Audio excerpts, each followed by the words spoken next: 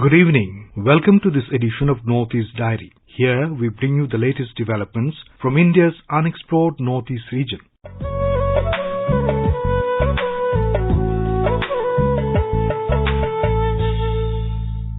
In today's episode, we shall talk about the flourishing pineapple production in Manipur. We will also take you to Meghalaya, where a unique festival, Bhajan is observed.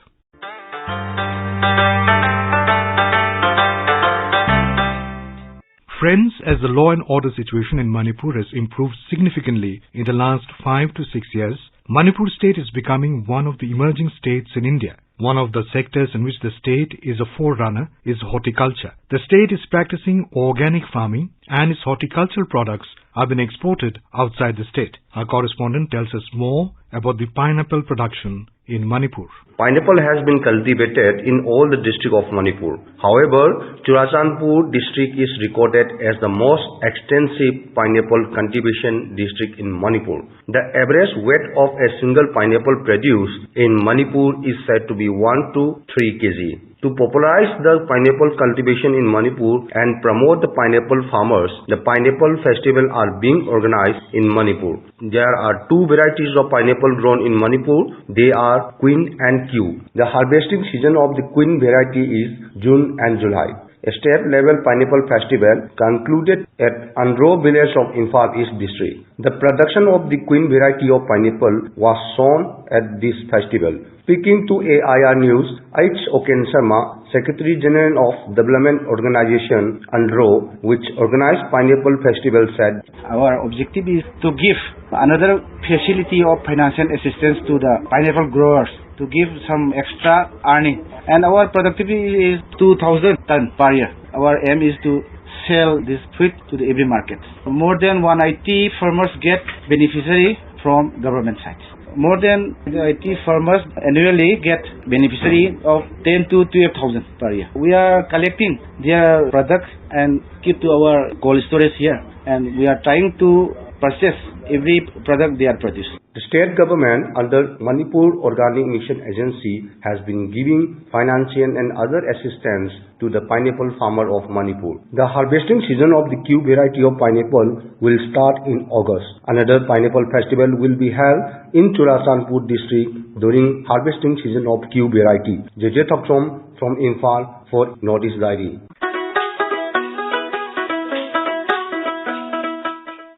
Gwala Divas, celebrating various milestones in Sikkim's dairy sector, was celebrated on the 1st of July at Manan Bhavan in Gangtok. The sector has seen significant development in the past few years, registering a sharp rise in milk production as well as in the number of dairy farmers. A report. Dairy development in Sikkim on parameters of milk production, procurement, processing and marketing has marked several achievements recently, primarily driven by incentive provided by the state government. At the recent Gwala Divas celebration in Gangtok, it was informed that daily milk production has increased from 34.5 thousand liters to 57.5 thousand liters. The number of dairy farmers has risen from 14,000 to 17,000 and milk producer cooperative societies have increased from around 400 to 500 in the state. Around 16,000 farmers have benefited from the milk production incentive scheme launched by the state government.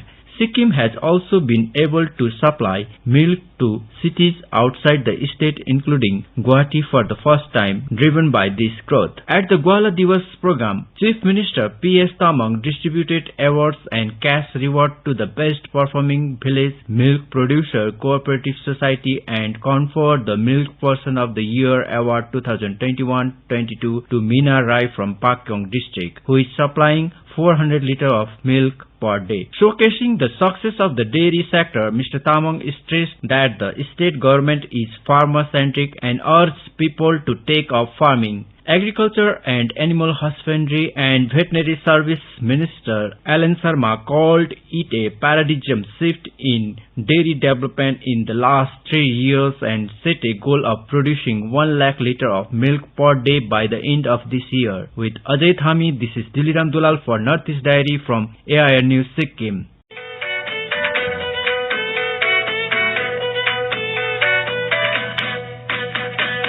Nagaland is venturing towards new investment opportunities in the state through corporate social responsibility. Nagaland, by virtue of its unique attributes, natural and human resources, has an enormous investment potential which remains untapped. However, the state government is now taking a way forward, seeking opportunities through investors and corporations. Our Kohima correspondent has filed this report. Nagaland government will soon host the first Nagaland CSR and Investment Conclave 2022 in the month of August, to be attended by Union Finance Minister Ms. Nirmala Sitharaman. A precursor to the first Nagaland CSR and Investment Conclave 2022 was held, where Nagaland Chief Minister Nyupirio said, India is the first country in the world to make the corporate social responsibility mandatory. And this policy enables business to invest their profits into development activities. This is a win-win situation for everyone, and it gives an opportunity to the corporate to participate in the development of the country and an opportunity to expand their market, and it supplements the government efforts for development through private enterprise, innovations and spirit. We would like companies to be in Nagaland for a long term, where they not only have their successful CSR project running, but are also able to integrate local businesses with the national supply chains. CSR, coupled with private investment, would serve as an important supplement to government spending and maximize the impact of interventions in critical development sectors. CSR, coupled with private investment, would serve as an important supplement to government spending and minimize the impact of the intervention in critical development sector. For Northeast Diary, this is Asanyu from AIN News, Kohima.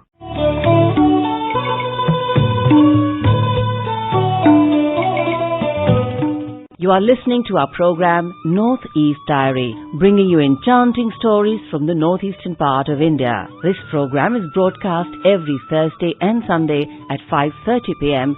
on FM Gold and on our app News on AIR. We look forward to you walking this journey with us twice a week, every week.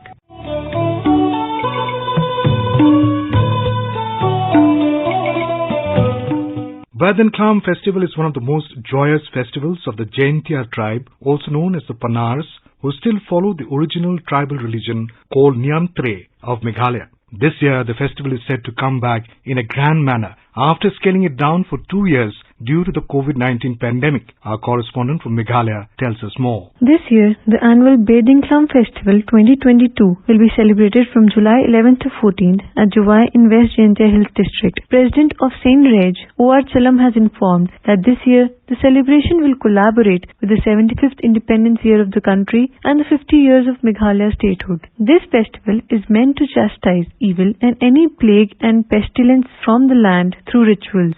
A series of religious rites are being performed by the Loi. During the festival, young men make a symbolic gesture of driving away the evil spirit, plague and disease by beating the roof of every house with bamboo poles. Climax of Celebration is the fight for a large undressed beam of two groups of people in opposition to each other. This leads to a heavy beam getting across a muddy ditch called Va Itnar. A lot of horseplay enters into this part of the event when mud is smeared by the participants on each other. President of Saint Reg, O.R. Chalam, says that the festival is also an invocation to God, seeking His blessings for a bumper harvest. Bathing Festival is a festival. It's a promise to perform by the indigenous people, Nyamtre, in Juwai, in 4 days and 3 nights. It's a promise to God, Creator, that we will perform according to His wish, so that blessing will be there. This famous festival of Meghalaya reaches its climax when people dressed in their best traditional attire would converge to a place called Mainthong to witness a game played similar to football. This game is played with a wooden ball between northerners and the southerners. While the men folk take care of all the rituals and physical activities, the women folk stay home to prepare an assorted feast, first offered in obeisance to Oud Tire Kirot, and then the consecrated offering is partaken by the entire household. This is Ayushi for Northeast Diary from AIR News Shillong. Drug abuse and illegal trafficking is a big challenge all over the world, including India. Mizoram has also been facing this challenge. There are so many issues like rigorous geography, terrain and porous international borders entangled with the state which pose a challenge in combating drug abuse and trafficking. However, efforts are in place these days to combat the menace. Let us listen to a report from a correspondent from Aizawl. The menace of drug trafficking has posed a serious challenge before the 12 lakh population of Mizoram because firstly a section of youth is reported to have fallen into the addiction of drugs. Secondly, the state has a long porous border with Myanmar. According to various reports, the infamous Golden Triangle known as the haven of illicit drug trafficking is bordering Thailand, Laos and Myanmar. Of many routes used for drug trafficking, the Myanmar-Mizoram corridor is also used by drug traders for many years. The extent of this illegal supply may be assumed from the action drives regularly taken by the Assam Rifles, State Police and Narcotics Department in the bordering areas of the state. For instance, this year, while observing the National Day Against Drug Abuse, the state police have burnt a large quantity of seized drugs. The quantity of the drugs burnt was over 900 kilograms and it was worth over 2,300 crore rupees. Assistant Commissioner of Excise and Narcotics Department, Peter Zoming Thanga, informed that during the last 4 years, a large quantity of drugs such as heroin, ganja and other contraband tablets were seized. He observed that the supply was large during 2019 to 2021 and it has declined a little since last year. Indo-Myanmar border is very porous. Because of that, the drugs coming from Golden Triangle got easily transported through Mizoram to the other nation and other states. Anyway, recently the Myanmar government collapsed. They are under army regime. During that time, the supply of drugs is becoming lesser, but now the supply is becoming more and more again. Our seizure is also becoming bigger and bigger these days, but because of the economical condition of the Myanmarese people, these traffickers risk their lives or their freedom in order to get some profits from it. But the demand is very low here in Mizoram this time. The government has started a widespread awareness drive among the youths and children. Secretary of the State Social Welfare and Tribal Affairs Department, Arun Mishra, said that the children from 7 years old onwards are being given awareness of drug abuse in collaboration with the State Education Department.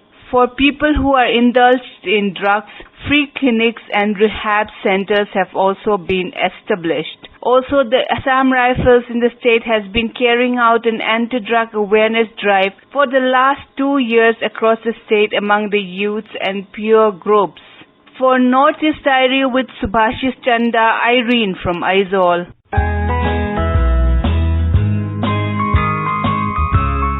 Northeast Diary program, broadcast every Thursday and Sunday at 5:30 p.m., brings very interesting and enchanting stories from the 8 Indian states of Northeast India.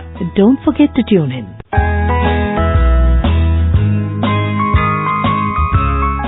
Jagannath Rath Yatra was held in Assam's Dibrugarh recently. A Dibrugarh correspondent has filed this report. After a gap of 2 years due to COVID-19 pandemic, Rath Yatra was taken out from Sri Sri Jagannath Temple at Khanikkar in Upper Assam's Dibrugarh town on Friday. A beautifully floral decorated Ratha carrying the idols of Sri Sri Jagannath, Lord Balabhadra and Goddess Subhadra was pulled along with the major thoroughfares of town. Large number of devotees joined in the huge procession. The devotees offered prayers from the morning at the temple premises at Khanikkar. After 1 hour of procession with the Ratha, it was returned back to the temple. For 7 days, it will be kept at the lower building of the temple, said Biju Khemani, Secretary of Sri Sri Jagannath Cultural Trust, Dibrugarh. It may be noted that Sri Jagannath Dham at Dibrugarh is the second greatest Jagannath Dham in the world. The Dham, named as Sri Shastra, has been constructed on the lines of Jagannath Dham of Puri by the accomplished artisans.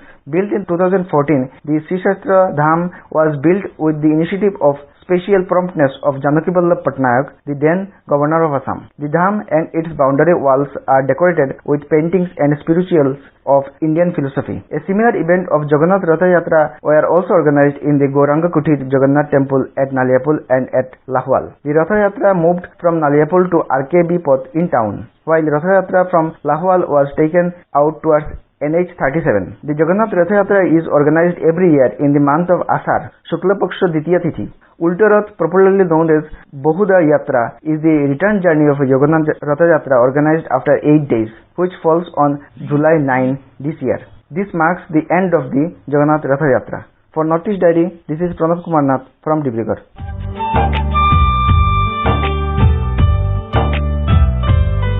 In a Personality of the Week section today, we bring you an interview with Dr. Abhinav Kant, in charge and coordinator at the Bamboo and Cane Development Institute, NECTA, Agartala, on the role of the institute in skilling and empowerment. The interviewer is Sharmila Goswami. Dr. Abhinav Kant has been working in the bamboo sector from 2004 onwards. He has very successfully developed and implemented various training modules in bamboo. He has designed and innovated different products in bamboo, and for his contribution he has received the Tripura State Civil Award in 2021. Dr. Abhinav Kant, we extend a very warm welcome to you in our show Northeast Diary. Thank you. To begin with, Dr. Kant, please tell us briefly about your institution, its aims and objectives.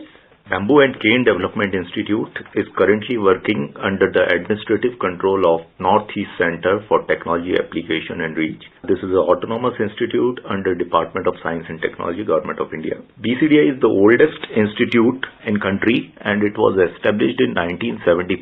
And since then, this institute is providing skills and budding out new artisans and providing human resource to the sector. And it's like from 2010 onwards, we have developed different types of skill programs also. And at present, the institute is providing different services. Your institute is called the Bamboo and Cane Development Institute, NECTA. What is NECTA? Northeast Center for Technology Application and Reach. This is an autonomous institute under Department of Science and Technology, Government of India. And this is a very special type of institute. The main objective of NECTA is to bring technology to the end user so that after application of that technology they can generate livelihood. So as being an institute, NECTA, we are bringing those technologies to the northeastern region at the grassroots level, and the entrepreneur or the promoter at grassroots level utilizing those technologies for further product development activity.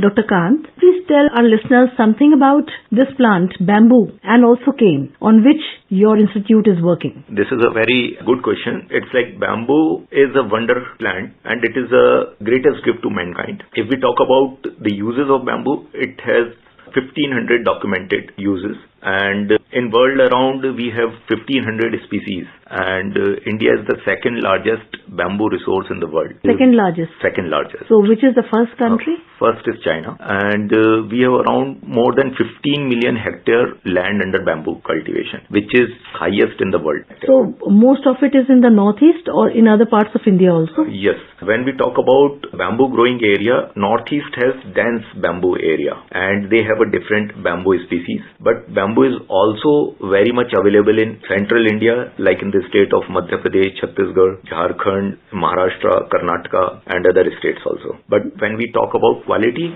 definitely the quality of bamboo, what is available, and biodiversity is much higher in northeast. Okay. So, what is the role of the Bamboo and Cane Development Institute in promoting bamboo and its products?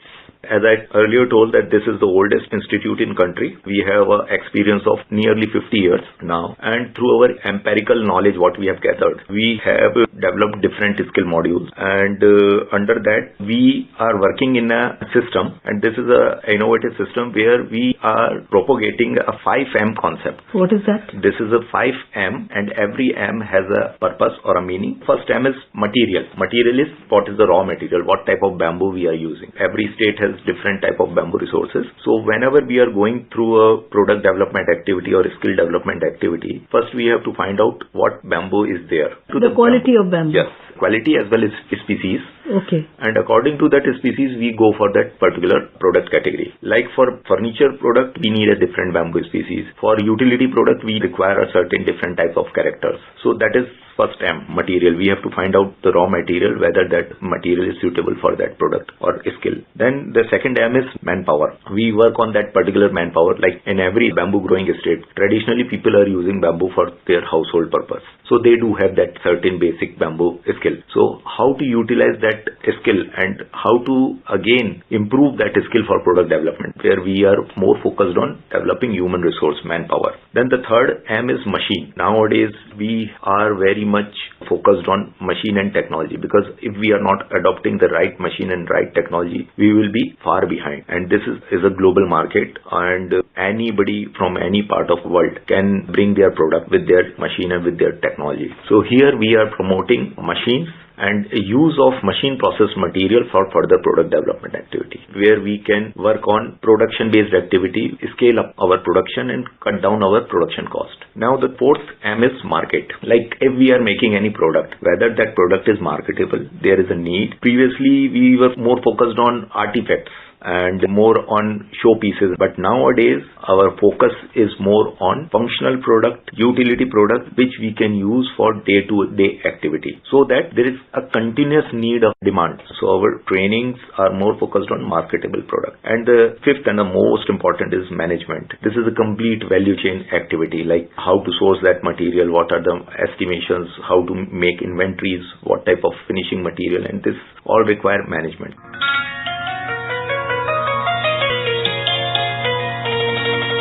You are coordinating all these activities in Agartala. Yes. You are training and skilling manpower in your institute. Are the manpower that you are training, they are from Northeast only or the rest of the country also? Bamboo and Cane Development Institute, this under an actor, we have a pan-India program. We are getting trainees from all the states of country. Since we are situated in Northeast, so maximum trainees are from Northeast. But definitely we are getting trainees from states like Madhya Pradesh, Maharashtra, Karnataka and every other year. States. Yes. Is there any eligibility criteria for the trainees to apply to get into your institute? A skill development program is more focused on vocational things. So education is of less importance, and the most important thing is all the training program, the participants are being nominated by respective state governments. When a state government select those participants, we take those participants and we work on that training program. So it is more on a collaborative activity where state government is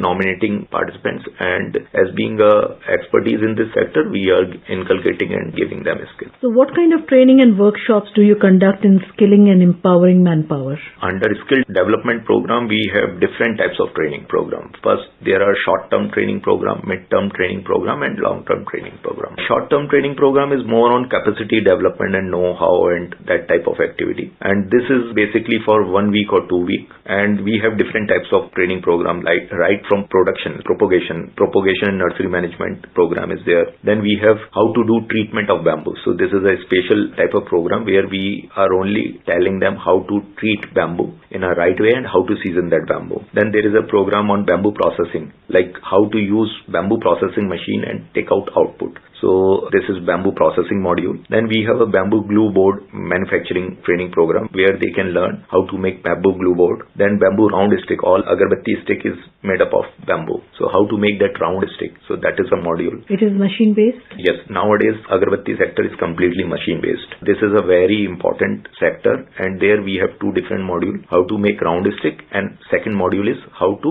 do masala rolling. Then we have module on operations and maintenance of hand-operated power tools. Now we are promoting power-operated hand tools. They increase the production capacity as well as finish. Then edible part of bamboo is very important and very interesting. So we have a bamboo shoot processing module where we tell to the participants how to process edible shoot. Then we have a skill development module which runs for 4 weeks to 6 weeks. And we have a basketry module. Then we have a furniture making module, utility product. Then we have a bamboo jewelry products also. Very interesting. and this has a very good market also. And if we focus on exports, this is a very good product. And then we have a bamboo mat based product, utility product. We are also organizing a unique 1-year postgraduate diploma course. Its name is Bamboo Cultivation and Resource Utilization. Talking about bamboo agarbattis, we have also heard of bamboo bottles and bamboo biscuits. Please share with us some information about these products and also how they have been designed and the making process, if possible. Bamboo bottle is a very good product and it has created a huge market. Even in my previous year experience, I have never seen any product which has created such a market demand in such a small duration. In India or abroad also? Not only in India, we are getting a good response from other part of the world. It was first launched in January 2020. We have developed new machines which can scale up production. Now the second product is bamboo cookies. This is a product of lockdown, and that was in April-May month. That is the growing season of bamboo also. Was it a success? Yes, that has created again a very great demand. It has a better fiber content. It has a higher protein content as compared to conventional cookies. And recently we supported an entrepreneur for setting up of bakery. That bakery is there in Tripura. Has the declassification of bamboo from other forest products led to employment generation, skilling and empowerment? That is a very great step taken by government in 2017. So after declassification, this rule says that if any farmer or any grower who is growing this bamboo in their private land, then they do not need permit. It is just like any crop. The idea behind this thing is to promote bamboo as a crop. So far, how many artisans have benefited through your institution? And can you share with us any success stories? Yes, the institute has trained around 2,200 artisans pan-India basis. Since we are in Northeast, so maximum participation is in Northeast, and in Northeast also maximum trained manpower is from Tripura. And from 2010 onwards, we have developed different types of training modules, short-term, long-term, medium-term training programs, and we have trained around 5,000 artisans at different capacity, right from entrepreneurship to design and product development activity. And last year, in our controlled conditions also, we have trained around more than 500 artisans.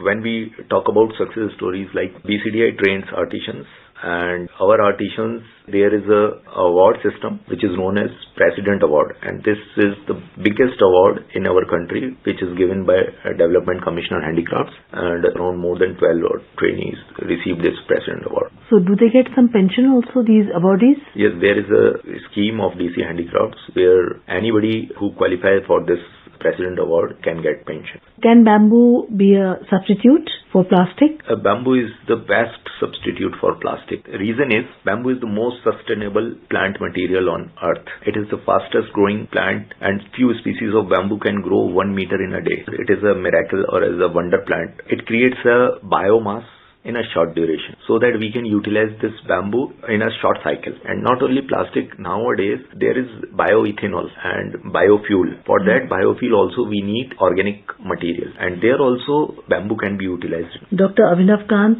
thank you so much for taking out time to come to our studios and giving us such valuable and interesting information. Thank you so much. Thank you.